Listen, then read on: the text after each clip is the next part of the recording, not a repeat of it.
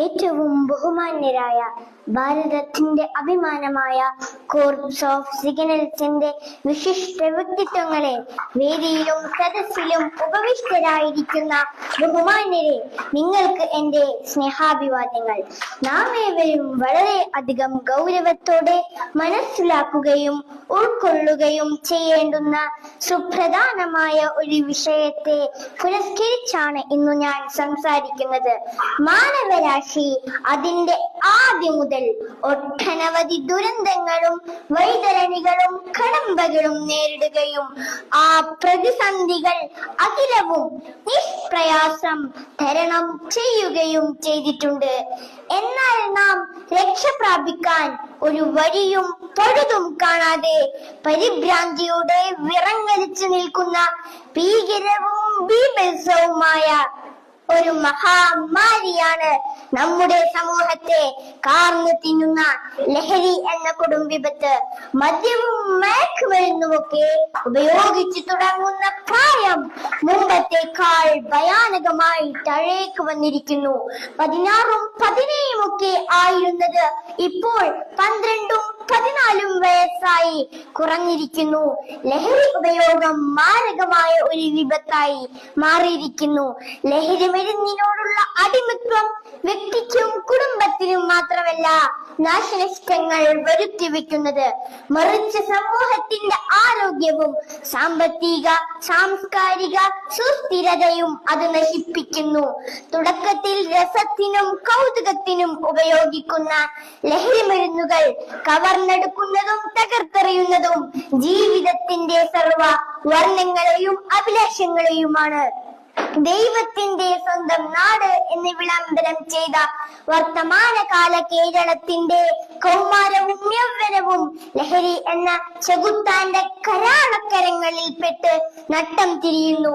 ജന്മം നൽകിയ മാതാവിനെ ജനിപ്പിച്ചതിന്റെ കടം വീട്ടാൻ ഞാൻ കഴുത്തറുത്ത് കൊന്നിരിക്കുന്നു എന്ന് പൊതുസമൂഹത്തോട് പൈശാചികമായ ചേഷ്ടയിൽ വിളിച്ചു പറയുന്ന യൗവനവും പ്രിയപ്പെട്ട മാതാവിനെ ചുറ്റികൾക്ക് തലയോട്ടി അടിച്ചു പൊട്ടിച്ച് കൊലപ്പെടുത്താൻ ശ്രമിക്കുന്നതും, ഒരേ ഉദരത്തിൽ ജനിച്ചു വളർന്ന പ്രിയപ്പെട്ടവനായ തന്റെ കുഞ്ഞനുജന്റെ കപാലം ചുറ്റികക്ക് അടിച്ചു പൊട്ടിച്ച് നിഷ്കരുണം കൊന്നുകളയുന്നതും, വാർദ്ധക്യത്തിലെത്തിയ മുത്തശ്ശനെയും മുത്തശ്ശിയെയും തല്ലിക്കൊല്ലുന്നതും, ഒരേ ഉദരത്തിൽ ജനിച്ചു വളർന്ന് കൂടെ ജീവിച്ച തന്റെ സഹോദരിയുടെ പുണ്യമേനിയിൽ രതിക്രീഡയാൽ നൃത്തമാടുന്നതിലേക്കും കേരളത്തിന്റെ കൗമാരത്തെയും യൗവനത്തെയും സാംസ്കാരികമായി തകർത്തെറിഞ്ഞത് ലഹരി എന്ന കൊടും പാഷാണമല്ലാതെ മറ്റാരാണ്?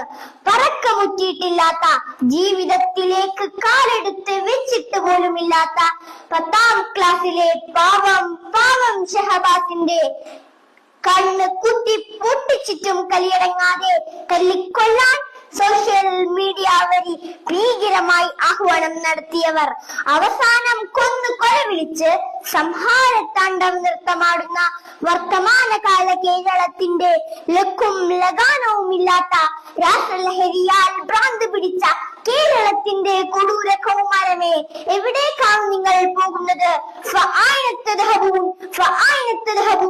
അപ്പോൾ നിങ്ങൾ എവിടേക്കാണ് പോകുന്നത്? സിന്തറ്റിക് രാസലഹരിയുടെ ഉന്മാദത്തിന്റെ തമോഗർത്തത്തിൽ തകർന്നടിയും മുൻപ് തിരിച്ചു വിളിക്കേണ്ടിയിരിക്കുന്നു ഈ സമൂഹത്തെ. തിരിച്ചു നടത്തേണ്ട കാലം ഭീകരമായി അതിക്രമിച്ചു പോയിരിക്കുന്നു. അക്രമത്തിനും അരാജകത്വത്തിനും ലഹരിയുടെ ഉന്മാദത്തിനും പ്രോത്സാഹനം നൽകുന്ന, അതിനെ ഗ്ലോറിഫൈ ചെയ്യുന്ന സിനിമകൾ, സീരിയലുകൾ, കഥകൾ, നോവലുകൾ, സാഹിത്യങ്ങൾ ഒന്നും തന്നെ നാം പ്രോത്സാഹിപ്പിക്കരുത്.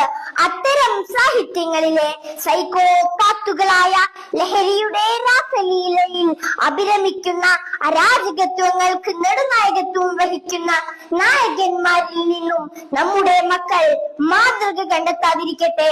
നമ്മുടെ മക്കളെ അവയുമായി സമീപിക്കാൻ പോലും നാം അനുവദിക്കരുത്.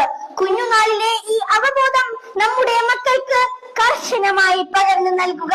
ജീവിതമാണ് ലഹരി എന്ന സുന്ദരമായ പരമാർത്ഥം നാം ജീവിതത്തിലേക്ക് പകർത്തുന്നതോടൊപ്പം മറ്റുള്ളവരിലേക്ക് പകരാനും നാം പ്രയത്നിക്കുക.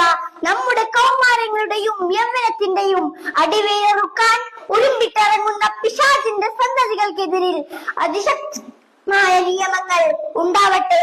അത്തരം നരാധനന്മാർക്ക് 200 ഗ്രാം മട്ടനും 400 ഗ്രാം ചിക്കനും കൊടുത്ത് സുഖലോലുപതയിലേക്ക് ആനയിക്കുന്നതിന് പകരം വേണ്ടി വന്നാൽ നടു റോട്ടിൽ പട്ടണ ഒരുക്കുക. അതാണ് സമൂഹത്തിന്റെ നിലനിൽപ്പിന് അഭികാമ്യമായിട്ടുള്ളത്. ലഹരി വിമുക്ത നവകേരളം പുനഃസൃഷ്ടിക്കാൻ നാം ഓരോരുത്തരും ഒത്തൊരുമയോടെ പ്രവർത്തിക്കുക, പ്രാർത്ഥിക്കുക, പരിശ്രമിക്കുക. സുന്ദരമായ ഒരു നല്ല കാലത്തെ ആശംസിച്ചുകൊണ്ട് ഞാൻ എന്റെ വാക്കുകൾ ഉപസ്മരിക്കട്ടെ. ജയ് ഹിന്ദ്. തീവ്ര ചോക്ക്, തീവ്ര ചോക്ക്, തീവ്ര ചോക്ക്.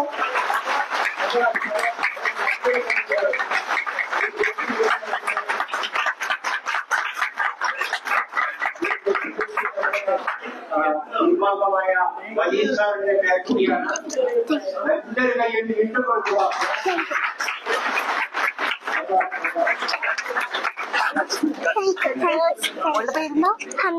ഏത് സ്കൂളിൽ പഠിക്കണേ? ഇസ്ലാമിക് ഇവിടെ അടുത്ത